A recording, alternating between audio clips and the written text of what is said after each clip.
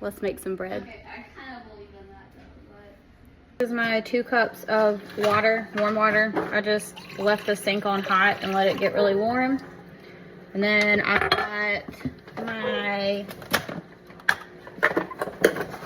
half of a cup white sugar, just regular granulated sugar. And I'm just gonna stir that around and just kind of slightly dissolve it.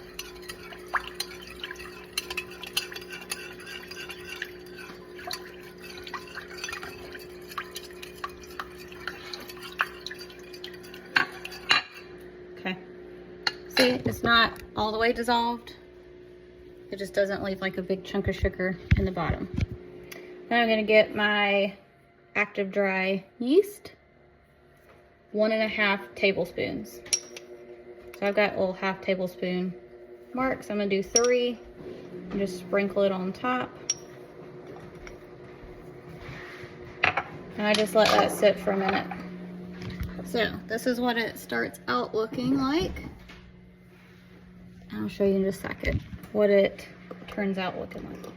Okay, so it's been sitting for 5 minutes now, and it's just kind of like frothy and bubbly. So that is where we're going to start. So we're going to add 6 cups of unbleached all-purpose flour. I like the King Arthur brand, but you can use whichever one you want. I don't know if it makes a difference in the flavor or not, but that's just what we use. We're gonna do 6 cups. 1, 2, very roughly measured, right?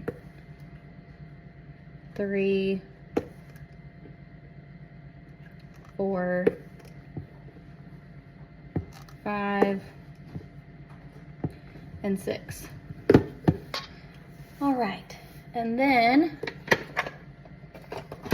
we're going to use salt, and we need 1 tablespoon. So I added salted butter instead of unsalted. I'm going to add the unsalted. It calls for unsalted butter. I used salted butter, so I'm not going to use the full tablespoon of salt to kind of counteract the levels of salt. So I fill up my first little half tablespoon like that, sprinkle it on top. The second one, I just don't fill up all the way. That's all I do. Okay. Here is the notorious butter I just could not talk about. This is 1/4 cup or 4 tablespoons of salted butter that I melted and drizzle it on top. And here's the fun part. I'm just gonna get my hand, kind of make a claw like that, and I'm gonna start working it around.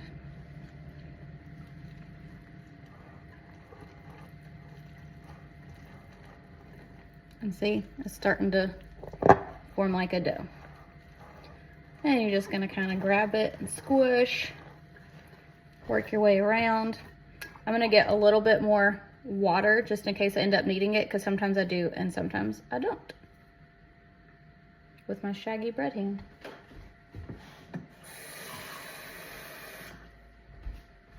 I used my elbow to cut the water off and on. Just in case you're wondering, I didn't grab the handle with that dough hand and go back into it.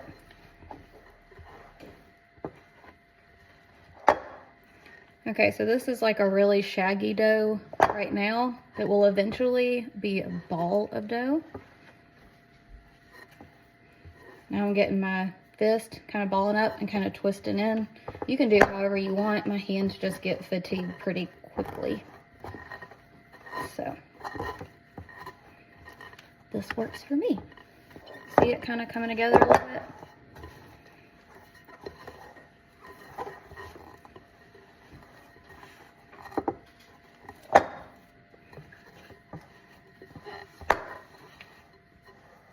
Scraping my hand around the bowl.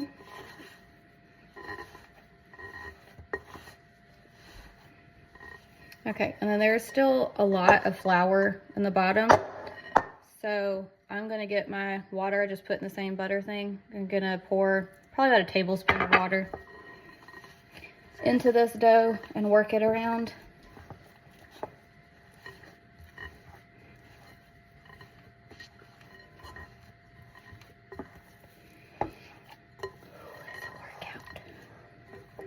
now both hands come in, and I'm gonna start working it.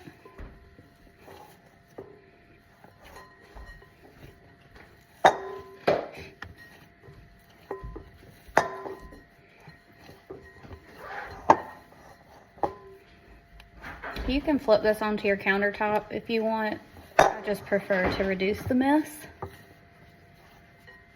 So I just do it right here in the bowl and it works just fine.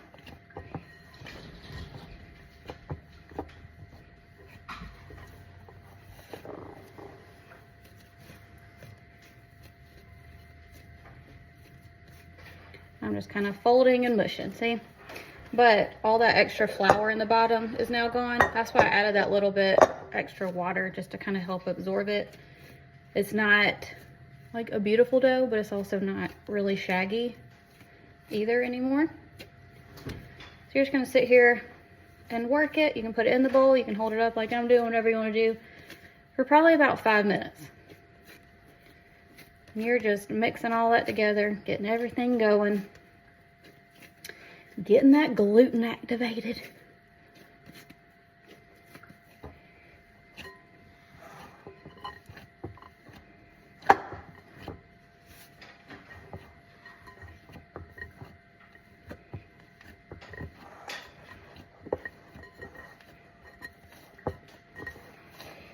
All right, now it feels like a really tough dough, but you'll see after you do your first rise with it, that gluten will relax a little bit and you end up with a softer dough.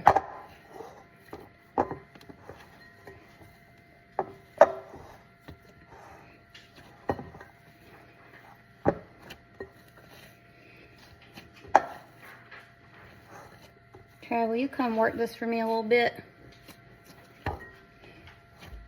My heart rate's going up, so I'm gonna chill out for a second. All right.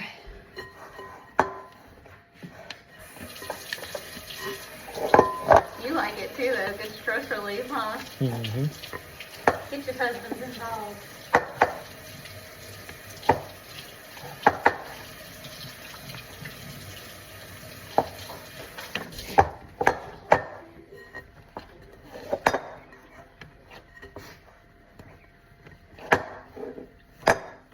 You want me to hold the bowl for you?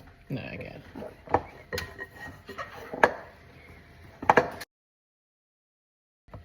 Okay, so it's been, I don't know how long, and he's been kneading it.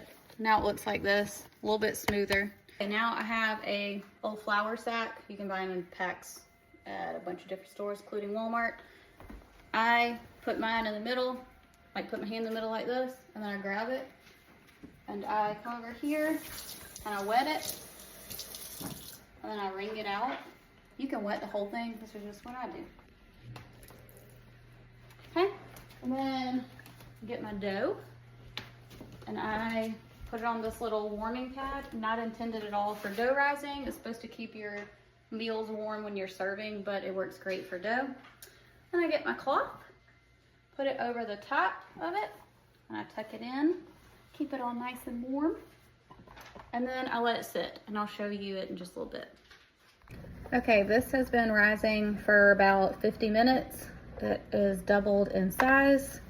So now what I'm gonna do, actually, if you don't have one of these warming pads, you can cover this and put it in a warm place in your house. It might take a little bit longer than an hour. This is just a regulated heat source, so it rises a little bit quicker. You can also set your oven to like 350, hit preheat, let it preheat for about 5 minutes or so, and then turn the oven off. You can put it in there and that kind of creates a warm environment as well. So turn the oven off, put your bread in there covered, and shut the oven door, and that'll keep it warm as well. But this has risen, so now I'm going to punch it down. That is the most satisfying part, I think. Then you're gonna knead it a little bit more. You can feel the difference now in the dough. It's a lot smoother, it's easier to work with, not as hard as before. Okay, you can order a large loaf bread pan, which makes like a grocery store size loaf, or you can get two like standard size ones. I have sprayed these with a cooking spray. You can also get butter and rub it all around the edges, whatever you want to do. I do both. So then I have my dough, right? Looks like this. These are my kitchen scissors, only used in the kitchen, washed every time. And I literally go in and cut my dough in half. You can get a food scale, you can measure it, get super precise if you want. I don't. Okay, now I have this. What I do, there's also other ways of doing this. You can fold it, roll it, lay it fold side down. This is a quick, easy way that works for me. Get it, roll it like this. See how it's kind of creating a little log almost? So you're gonna just roll that out, kind of stretch a little bit. This is what you have. I'm gonna plop it into my pan. See, just plop it in there. Do the same thing with the next one. These will probably not be the exact same size loaf. That's okay with me. If it bothers you though, definitely weigh it. I don't even eat bread. Very rarely will I have some. With my health issues and digestion and everything, it does not go well for me, but I will say that this bread hurts my stomach a lot less than store-bought bread. But my kids and my husband love bread, so labor of love for them. Okay, same thing, see? Another little log. Plop it down in my pan. Okay. Then I'm going to put these pans on the warming pad. My damp cloth. If your cloth has dried out, add some more water. Wring it out again. Same thing as before. I'm gonna tuck it around my pans. So it looks like this. You know, tuck it in a little bit. And I will put a timer on so I can see how long I let these rise for. I normally just do it and go by look, so it's harder for me to give y'all a time. But be back, show you what it looks like in a little bit. Well, here, this is our starter, right? Where it is in the pan, and I'll show you when we come back. Okay, so it has been almost an hour, and this is the bread now. It's risen almost, well, over the top of the pan, see? Just a little air bubbled up, popped right there. So now I've got my oven preheated to 375. I'm going to put these in here. Don't judge my dirty oven. So these are both in the oven now, and I will let you guys know how long they bake for when I pull them out and what they look like. Okay, so this has been going for about 15 minutes. Every oven varies a little bit, so yours might take a little bit less, might take a little more, but this is what you're looking for. The smell is amazing. So these are now done. I'm gonna take them. I'm going to flip them upside down on a cooling rack and let them cool. So you're looking at, I guess, about 2.5 to 3 hours, depending on how long it takes for yours to rise and baking and all of that considered. So you can have fresh bread made at home in about 2.5 to 3 hours. Let this cool almost to room temperature before you slice it. It just kind of helps a little bit. We use our meat slicer to slice our bread, but you can also, they make bread slicers, or you can just use a knife, whatever you want to do. But there you go, that's how you make it. Have a good day.